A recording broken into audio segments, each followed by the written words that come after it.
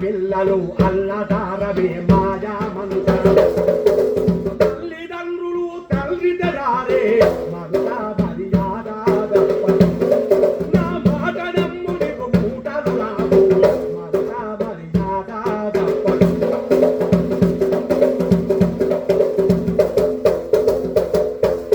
అల్లా మాటలు బలుకకు ఎల్లప్పుడు నీకు చెప్పు కళ్ళ మాటని పట్ట బలుకకు పల్లదేని భగవంతుడు బడి మమత మర్యాద నా మాట నమ్ము నీకు మూటలు రావు మమత మర్యాద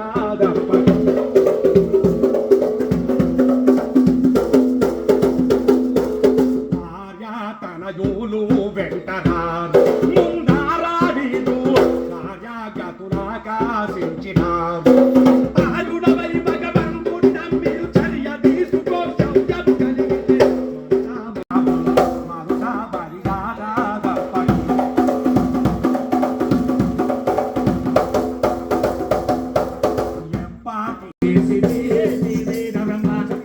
నీ మనస్సును పరీక్షిద్దామని నేను ఈ విధంగా నీ ఇంటికి వచ్చినమ్మా. నీవు నా భక్తురాలివే దా అని అచ్చమ్మను తీసుకొని యాగంటి క్షేత్రానికి వెళ్ళి యాగంటిలో అచ్చమ్మ గారికి ఉపదేశం ఇచ్చినటువంటి జాగను ముచ్చట్ల కొండ అని పిలుస్తున్నారు.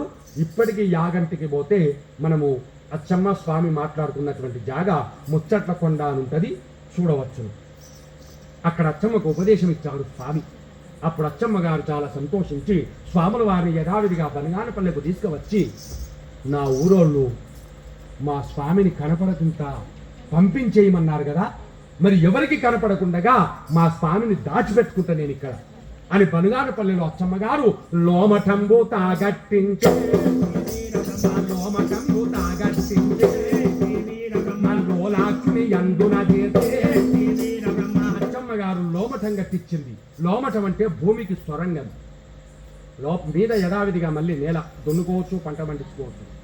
లోపల భూమికి సొరంగం తీసి ఆ లోపల మఠ నిర్మాణం చేసింది.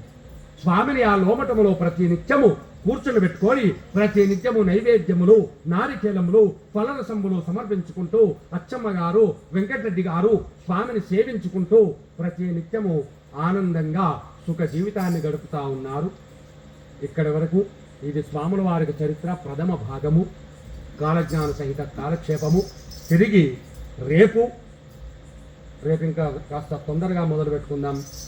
రేపు స్వాముల వారు బనగానపల్లె నవాబు గారు పెట్టినటువంటి మాంసమును పత్రిపుష్పములుగా మార్చివేయడము, అచ్చమ్మ గారి కుమారునికి నేత్ర దృష్టిని ప్రసాదించడము, అక్కడి నుండి స్వామి పెదకొమలకు వెళ్ళడము, అక్కడ చచ్చిన వాడిని బ్రతికించడము, బ్రతికిన వాడిని చచ్చినట్టు చేయడము, అక్కడనే గోవిందమాంబతో స్వాముల వారి కళ్యాణము, ఆ తర్వాత కందిమల్లయ్యపల్లెలో స్వామి పోలేరమ్మ జాతర గావించడము, రేపు కళ్యాణ మహోత్సవం ఉంటుంది, పోలేరమ్మ జాతర ఉంటుంది. ఇంకా రేపు కథ ఎంతో బ్రహ్మాండంగా ఉంటుంది. కాబట్టి రేపు కళ్యాణమునకు మన యొక్క రావుచారి గారు, మన గ్రామస్తులు అందరూ కూడా రేపు స్వాముల వారి కళ్యాణం తోచినంత వరకు ఇక్కడ జరిపించడం జరుగుతుంది. ఆ కళ్యాణమునకై ఎవరెవరైనా సరే స్వాముల వారికి ఓడి భీమలే కానీ, వస్త్రకల్పములే కానీ, పుస్తమట్టెలే కానీ, పువ్వులే కానీ, కొబ్బరికాయలే కానీ, అగరబత్తిలే కానీ మీ తోచినంత వరకు స్వాముల వారికి సమర్పించుకోవచ్చును. ఏది లేకున్నా భక్తితోనైనా వచ్చి ఆ స్వాముల వారికి కళ్యాణాన్ని కనులారా వీక్షించవచ్చు. మనం ఎన్ని యాత్రలు ఎన్ని వేలు ఖర్చు పెట్టుకొని వెళ్ళినా అంత దూరంకెళ్ళే చూడాలి, కానీ మన చేతోని అక్షంతలు కూడా వేయనీయరు, స్వామి చెంతకు కూడా వెళ్ళనివ్వరు. కానీ రేపు మన గ్రామంలో స్వాముల వారి కళ్యాణము మన కంటి ముందు మన ఇంటి కార్యంగా ఎంతో వైభవంగా జరిపించడం జరుగుతుంది. రేపు స్వాముల వారికి ఇక్కడ అలంకరణ కూడా ఉంటుంది.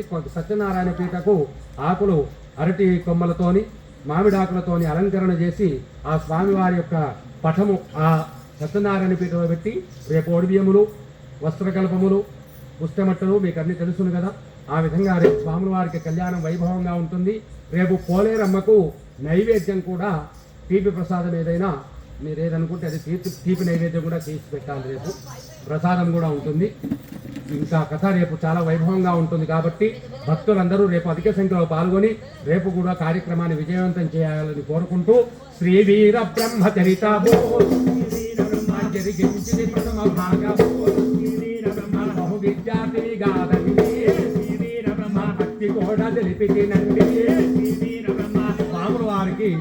మంగళ నీరాజములు ఈ యొక్క కథాగానాన్ని ఈ యొక్క కార్యక్రమాన్ని మన యొక్క షేర్పల్లి గ్రామంలో ఈ 3 రోజులు శ్రీ అభయాంజనేయ స్వామి ప్రతిష్టా కార్యక్రమంలో నవగ్రహ సహిత ప్రతిష్టా కార్యక్రమంలో ఈ 3 రోజులు శ్రీమద్ విరాట్ పోతులూరు వీరబ్రహ్మేంద్ర స్వాముల వారికి జీవిత సచ్చరిత్రాన్ని ఇంత ఘనంగా ఇంత వైభవపేతంగా జరిపిస్తున్నటువంటి మన గ్రామ భక్త జన విధేయులను అందరినీ మన గ్రామ పురజనులను చిన్నలను పెద్దలను అందరినీ కూడా శ్రీ అభయాంజనేయ స్వామి శ్రీ రాజా రామచంద్ర స్వామి భగవానుడు శ్రీమద్ విరాట్ పోతులూరు వీరబ్రహ్మేంద్ర స్వామి బోలా శంకర భగవానుడు సర్వకాలముల యందు సర్వవస్థల యందు ఆయన ఆరోగ్య ఐశ్వర్యాదులిచ్చి సర్వదా రక్షించుగాక అని ప్రార్థిస్తూ ఆ స్వాముల వారికి మంగళ నీరాజనలు వాడుతున్నారు.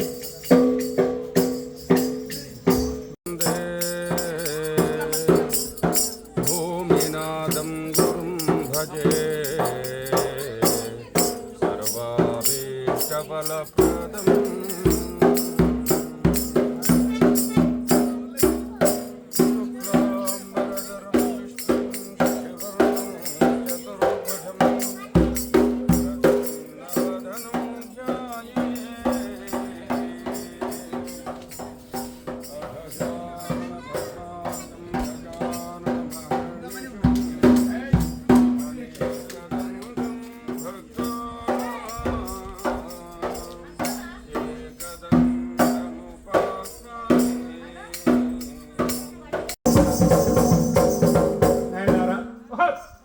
అయితే ఈ యొక్క కథ నిన్నటి రోజున కొంతవరకు చెప్పుకోవడం జరిగింది. అవునా అన్న? నిన్న విన్నావు కదా ఏమైనా? మరి ఆ కథ ఎంతవరకు విన్నారు అది చెప్తే అక్కడి నుంచి మళ్ళీ మొదలు పెట్టుకుందాం మనం.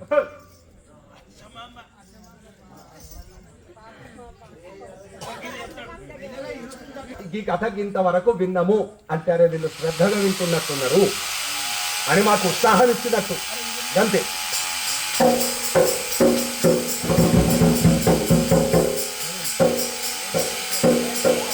వారు హరిహర ప్రవాసులైనటువంటి పరిపూర్ణయాచారి ప్రకృతాంబ గారికి కుమారుడిగా జన్మించి అక్కడి నుండి నందికొండ కాపురస్తులైనటువంటి యనమదల వీరబోధాచారి వీర పాపమాంబ గారికి దత్తపుత్రునిగా వెళ్ళి అక్కడ పాపమామకు పిండోత్పత్తి వివరాన్ని వివరించి అక్కడ నుండి స్వామి ఆనందాశ్రమానికి వెళ్ళి అక్కడ ఆనంద భైరవరాజుకు మళ్ళీ జన్మ గురించి వివరించి అక్కడ నుండి స్వామి బనగానుపల్లెకు వచ్చి ఆ బనగానుపల్లెలో గరిమిరెడ్డి అచ్చమ్మ గారి దగ్గర పశువుల కాపరిగా పనికి కుదిరి రవ్వలకొండ అనేటువంటి బెలములో స్వామి కాలజ్ఞాన గ్రంథాన్ని రాసి ఆ రాసినటువంటి గ్రంథాన్ని పాడు పాటల్లో పాడవైచి అంతేకాదు స్వాముల వారు బనగానుపల్లెలో అచ్చమ్మ గారు కట్టించినటువంటి యొక్క లోమఠము భూమికి సొరంగం తీసి అందులో నిలుపుకున్నది స్వామిని. ఆ లోమఠంలో ఉన్నాడు స్వామివారు. అచ్చమ్మ గారు వెంకటరెడ్డి గారు ప్రతి నిత్యము నైవేద్యారాధనలు ఫలరసంబులు మధురసంబులు స్వాముల వారికి సమర్పించుకుంటూ సుఖ జీవితంగా గడుపుతా ఉన్నారు. అంతవరకు వచ్చింది చరిత్ర. ఇహ తరువాత వీర బ్రహ్మానంద నామ విశ్వాసక పావన అయితే అచ్చమ్మ గారికి వెంకటరెడ్డి గారికి లేక లేక లేక కలిగినటువంటి కుమారుడు ఒక్కడు. వారికి ఒక్కడే కొడుకు. అతని పేరు బ్రహ్మానందరెడ్డి. అచ్చమ్మ గారి కుమారుడు పేరు బ్రహ్మానందరెడ్డి. పుట్టిన 3 సంవత్సరంలో కనుక బాగానే ఉన్నాడు పిల్లోడు. ఆ 3 ఏళ్లకు పోయింది చూపు. గుడ్డివాడు అందుడు. 3 ఏళ్లకు పోయినటువంటి చూపు ఇప్పుడు 30 ఏళ్లకు వచ్చిండు బ్రహ్మానందరెడ్డి. అందుడు గుడ్డివాడు, కళ్ళు లేవు. అచ్చమ్మ అనుకున్నది ఈ కొడుకుని ఆ గురువు దగ్గరికి తీసుకుపోతా, ఏదైనా దోష నివారణ ఏమన్నా ఉంటే చెప్తాడో ఏమో చెప్తాడేమో అని అచ్చమ్మ అనుకున్నది. కొడుక బ్రహ్మానందరెడ్డి, అమ్మ ఏం లేదు బిడ్డ, ఈడు ఒక గురువు ఉంటాడు, గురువు దగ్గరికి రోజు పోతున్నాం, నిన్నెప్పుడు తీసుకుపోలే, ఇవాళ పోదాం రా కొడుక. ఎంతమంది గురువులే, యాడికాడికి దింపుతీవి, ఏమేం చేస్తేవి, యా నన్ను వచ్చినాయే కళ్ళు వీణ్ణి పట్టుకొస్తావు గురువు అంటావు వాణ్ణి పట్టుకొస్తావు గురువు అంటావు ఇంతమంది ఉంటారే గురువులు అది కాదు బిడ్డ ఎవరి చేతిలో ఏ మహత్యం ఉంటుందో ఎవరి మాటలో ఏ మహత్యం ఉంటుందో ఒక్కసారి పోయేద్దాం రాకొడక అందరి గురువు లెక్క కాదురా అయినా మస్తు చెప్తావే సుటి ఎవరికి పడితే వానికి పూజలు చేస్తావే ఎవరికి పడితే వానికి సేవలు చేస్తావే ఇంతమంది గురువులు పట్టుకొస్తారే నీకు పిచ్చి పట్టింది కానీ అప్ప పెద్ద పులి రా అన్నాడు అంటే గుడ్జోడేమంటాడు నీ అవ్వ తోకెంత పెద్ద గుద్దురా అంటాడు అరే నువ్వు గుడ్జోడే వేసి తోకెంత కనబడరా పోవై పెద్ద పులి అన్నప్పుడు తోక పెద్ద ఉండదా అట్లా మాటలు ఉంటాయి అన్నట్టు భగవంతుడు ఎవరికైనా సరే ఒక దాంట్లో ఏదైనా లోపం ఇస్తే ఇంకో దాంట్లో శక్తి ఎక్కిస్తాడు ఒక చెయ్యి లేకపోతే ఇంకో చెయ్యి బలంగా ఉంటుంది ఒక కాలు లేకపోతే ఇంకో కాలు బలంగా ఉంటుంది శక్తి ఒక దాంట్లో అచ్చమ్మ స్వామి చూచాడు అచ్చమ్మ రోజు ఒక్కదానివే వస్తుంటివి మరి ఇవాళ వాడబడది తెలుపదేవి వాడబడది తెలుపదేవి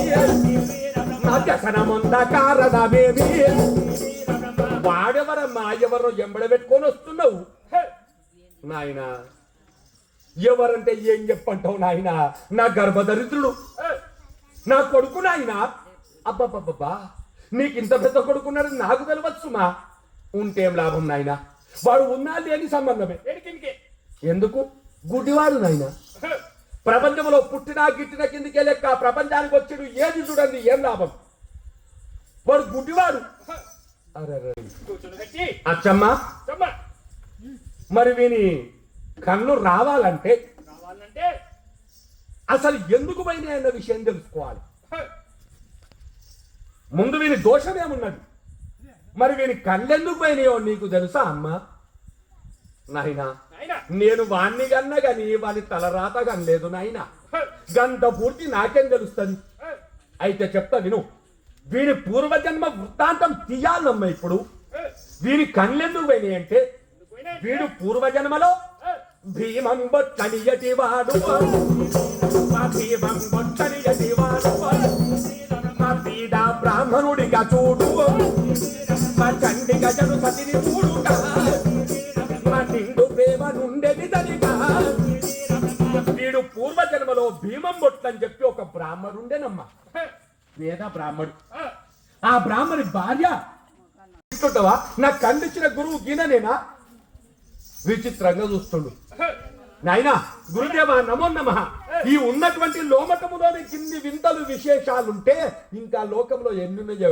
ఏమో చూడాలి నేను పోయొస్తా నేను గ్రామంలోకి వెళ్ళి నా స్నేహితులను అందరినీ కలిసి వస్తా స్వామి అన్నాడు భరించలేవు విద్య ప్రజా దృష్టి భరించలేవు కాబట్టి ప్రజా దృష్టి అన్నిట్లో మించింది అందరి చూపు ఒక్క రకం ఉండదు ఎవరి చూపు ఎట్లుంటుందో అన్ని చూపులను భరించాలంటే నీ శక్తి కాదు నేను చెప్తా విను ఇక వటు అని స్వాముల వారు అప్పుడు ఒక మంత్రము బోధించే అంతదాన్ని మరుగు పట్టించే మా భస్వలేపనంబొనరించే మా కలవున రుద్రాక్షల దాచే అప్పుడు స్వామి బ్రహ్మానంద రెడ్డికి భస్వలేపనం మరణింపజేసి ఒక రుద్రాక్షమాలను మెడలో వేసి ఒక మంత్రోపదేశమును చేసి ఇప్పుడు వెళ్ళు బిడ్డ పంపించాడు స్వామి బ్రహ్మానంద రెడ్డి బరగారుపల్లెలో గ్రామంలో తిరుగుతున్నాడు వీరారెడ్డి ఇట్రా ఇట్రా ఓ రమణారెడ్డి ఇట్రా ఇట్రా పేరు పెట్టి పిలుస్తున్నాడు చప్పుడు విన్నంతలో వాళ్ళ నోటి మాట విని పేరు పెట్టుకుంటా పిలుస్తుండు వాళ్ళంత విచిత్రం అరే ఏంటి వీడు ఎప్పుడు ఊళ్ళోకి వచ్చినా ఓ మనిషి ఎంబడి ఉండాలి లేక చేతుల కట్టి ఉండాలి మరి వీడేంది ఒక్కడే వస్తుండు అని వాళ్ళు విచిత్రంగా చూస్తున్నారు అరే ఏం బ్రహ్మానంద రెడ్డి కట్టాడమైందే ఈ కట్టజాల కట్టెవైందిరా కట్టేందుకు ఇప్పుడు అరే నీకు